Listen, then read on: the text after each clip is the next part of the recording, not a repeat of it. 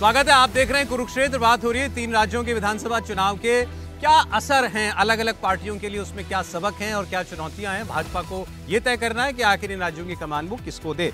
लेकिन अभी यहाँ हमने ईवीएम पर चर्चा की, बड़ी देर तक बहस होती रही इस बात पर। अभी भी सवाल है ईवीएम पर। कांग्रेस कह रही है अगर कोई प्रश्न उठाया जा रहा है तो उसका निराकरण कीजिए, इसमें चुनाव आयोग को सामने आना चाहिए। और बीजेपी ने कहा कि भाई यही रीत यही राग है इनका, चुनाव हारेंगे तो ईवीएम पर सवाल उठाएंगे। जो राज्य जीते वहाँ कभी ईवीएम याद नहीं आता, वहाँ ईवीएम बिल्कुल ठीक हो जाता है। अब कुछ लोग कांग्रेस पार्टी के विपक्ष के जो समर्थन में बात करने वाले कुछ ऐसे विचारक हैं, उनका ये कहना है कि इन चुनावों के नतीजों से ऑपोजिशन को हताश नहीं होना चाहिए।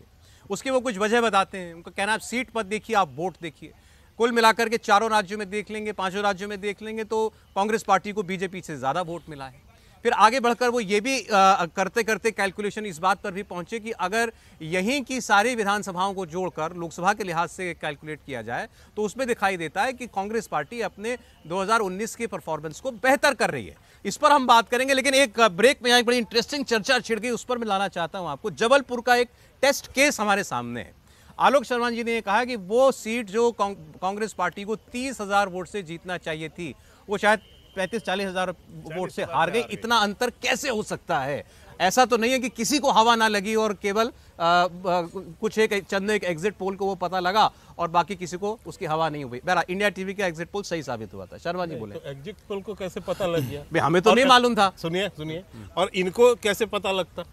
जनता इनके कान में आके 30,000 लोग बता रहे थे क्या कि तुम हम इतना वोट मिलेगा फिर हम 30,000 से तुमको जिता देंगे कांग्रेस को?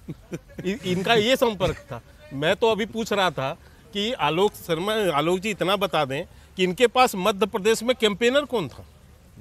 कमलनाथ घोषणा किया बकायदा प्रेस कॉन्फ्रेंस करके रणदीप सुरजेवाला ने कि 70 सभाएं करेंगे। 10 सभा भी किए हो तो गिना के बताएं मुझे कि कमलनाथ सभा किए।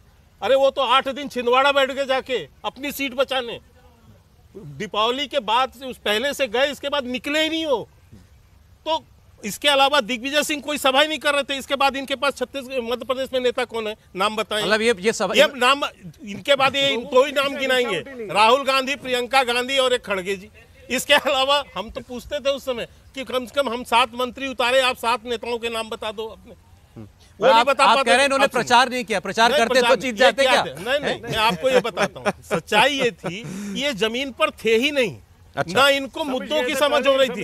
ये क्या कर रहे थे? प्याज की माला लेके फलाने का ये नौटंकी गिरी करते थे बैठ के वहां पर। मैं तो 2 महीने वहां रह के आया हूँ सौरभ जी, चुनाव भर में वहीं बैठा रहा हूँ।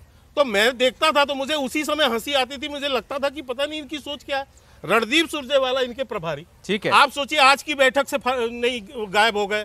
जिस दिन मतगणना थी उस दिन गायब हो गए। जिस दिन इनका वचन पत्र जारी हो रहा था, प्रभारी होते हुए उसमें नहीं। और किस तरह से गृह युद्ध हुआ, एक दूसरे के कुर्ता फाड़ा कमलनाथ जी और दिग्विजय सिंह ने आपस में ले लिए कि एक मैंने 10 मिनट तक केवल यही लड़ाई चलता रहा कि गाली देने की और गाली खाने का जो है आपको मैंने और पावर ऑफ अटॉर्नी दे दिया।